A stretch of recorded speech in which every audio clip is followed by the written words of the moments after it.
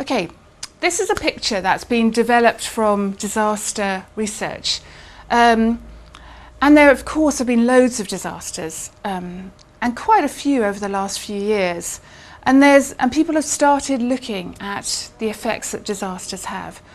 And although every disaster is different, a flood is different from a typhoon, which is different from an earthquake, there are some similarities.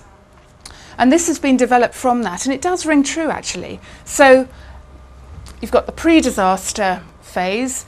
You may get some warning. Obviously, with the earthquake, we didn't. Then you get the sudden, the disaster itself. And then you have this phase, which is described as the heroic phase. And we all did that, didn't we? We're seeing everyone was rushing around, helping everybody, driven on adrenaline, really. The rescue workers doing amazing work, and everyone doing amazing work. Everyone was helping everyone. And it's described as a period of a honeymoon or community cohesion. And there's lots of amazing good stories that came out of that. And I remember the dean at the memorial service, he said something like that. He was saying that everyone's got this, what happened to them in the earthquake, but it's not that. Everyone's usually got some other story as well. What happened to us, we arrived home, picked up the kids eventually, and drove home, and our house was completely wrecked, and windows down the hillside, and we went up to the house, and I was looking at my husband saying, we need to make a plan. He goes, yeah, we need to make a plan. Then we went, what's the plan? What's the plan? And we thought, okay, we can't stay here tonight. And because your thinking is incredibly slowed up. I remember that saying, we can't stay here tonight, right? We need to find somewhere to stay. And I texted a friend, and I had a new cell phone. And I texted a friend and said, house wrecked, can we come and stay? And literally got an immediate response saying, of course you can, who is this? Which is but I honestly think she would have had anyone in to stay. And there are great stories like that, and I'm sure we've all got them. And it actually was a pretty amazing time. It was horrible, but it was amazing at the same time.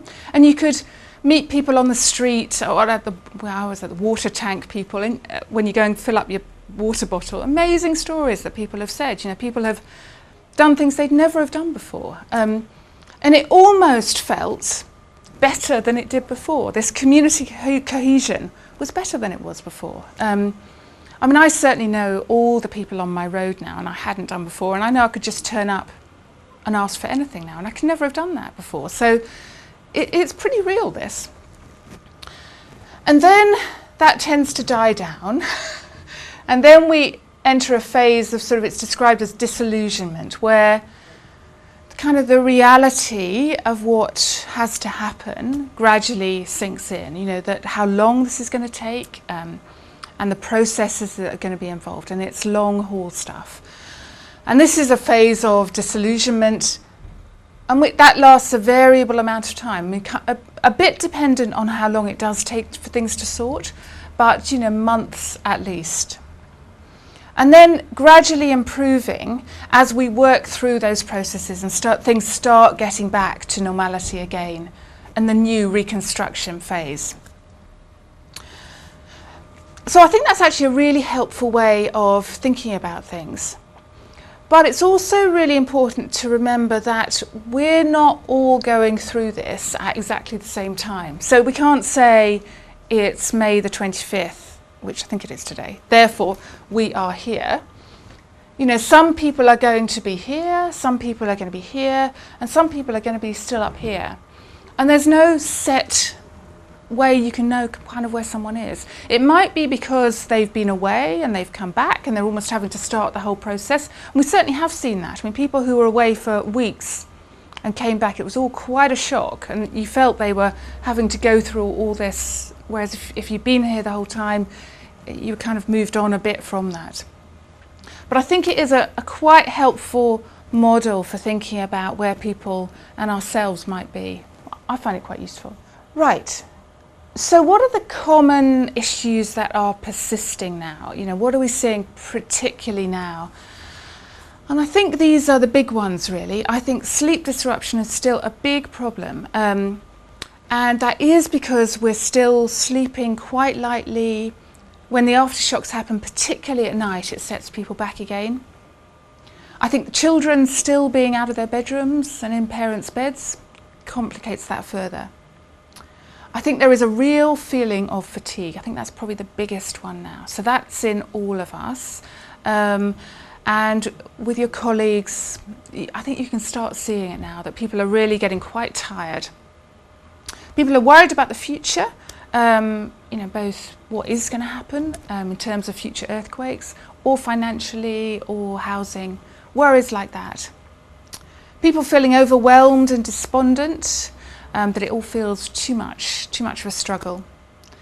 Feelings of anger and frustration, I think this might be quite an issue, seeing clients who are getting very frustrated with how long things are, or feeling that their needs aren't being met or they're not being heard. I think that's going to be quite an issue for some time, I think. Relationship and interpersonal difficulties, that's quite big. So this pressure that people are under, and chinks sort of coming through, and it comes out in relationships particularly. Increasing substance abuse. So it's pretty easy to have a quick drink of alcohol, a quick drink of wine when you get home. It's quite a slippery slope to go into. And because we're feeling quite hyper aroused and on edge, you kind of want to relax. You want to relax quickly. So using alcohol or other drugs to do that, it's tempting, but it's pretty complicated if you do that, because it gets worse and it doesn't help, and it actually makes the tiredness, your sleep, your anxiety and your mood worse. So it isn't a good thing to do, although it might seem it at the time.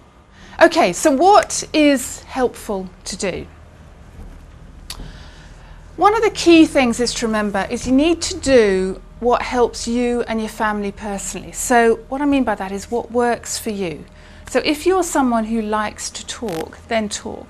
If you're someone who doesn't really like talking, then don't try and force yourself to talk, or don't try and force your kids to talk. It just doesn't work. Do what works for yourself and your family yourself. And you know that. You know what works for your kids. You know whether one child needs sort of a cuddle, or one child needs a hot drink, or particularly with boys, going out and doing something with them. That's probably the most helpful thing you can do. Remember, we are resilient. So just as we are hardwired to have that anxiety, I've got to get out of this situation, I've got to survive response, we are equally hardwired to be resilient. So most people will get through this completely fine. Doesn't feel like it right now, but they will. We really are, as a species, very, very resilient.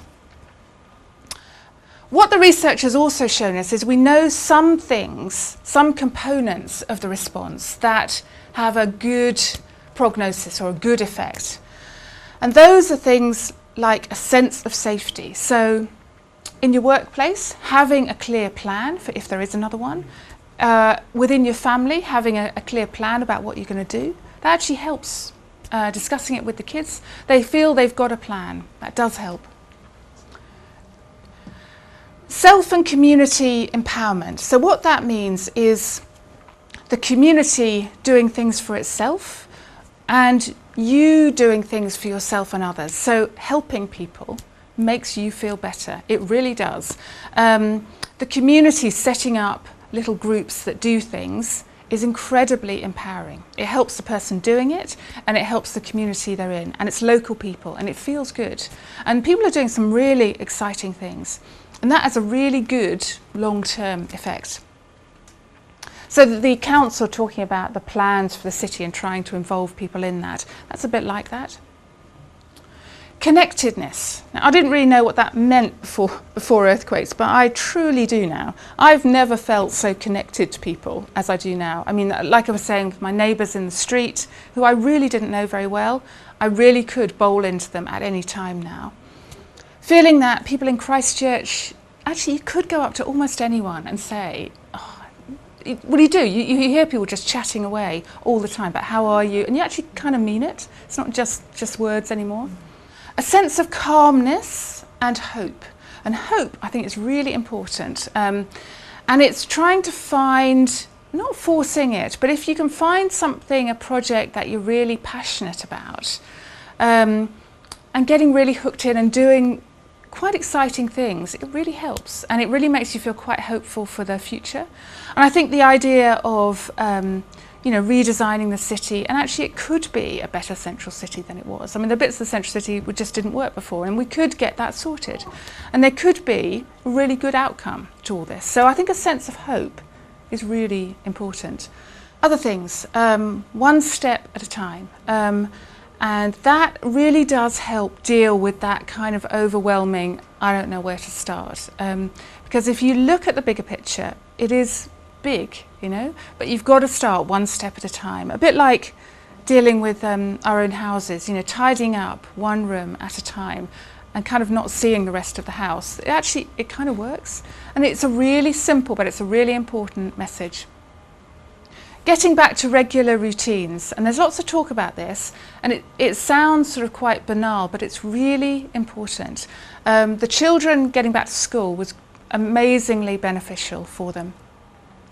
Us doing things like going to sleep at regular times, doing some exercise, and that seems like it's difficult, but just even going out for a walk regularly really helps with your mood, really helps with feelings of tension, and it just clears your head. It's a really, really good thing to do. Eating regularly and healthily, not just thinking I can't be bothered, I'm just going to pick up a takeaway on the way home. Now and then it's fine, but not all the time. And looking after yourself, and it's about you looking after yourself, and it really, really helps. Setting realistic goals, that everything isn't going to be sorted next month or next week, it's just not. So setting goals that actually are achievable, and they're probably smaller goals, it's breaking the things down into smaller things and achieving those. Saying no to things, that's my mantra at the moment. I'm trying to say no to a lot of things because you get pulled into doing a lot, and you need to look after yourself and maximise what you can do, and that does mean saying no to some things. I'm practicing that. I'm actually fully successful at that at the moment. Working in a cooperative and participative workplace. So this is making feeling that at work people listen to your views, and when there are problems that they can be dealt with, that you're not just batted aside. It's really important. And it gives people that empowerment that I was talking about earlier. It really helps.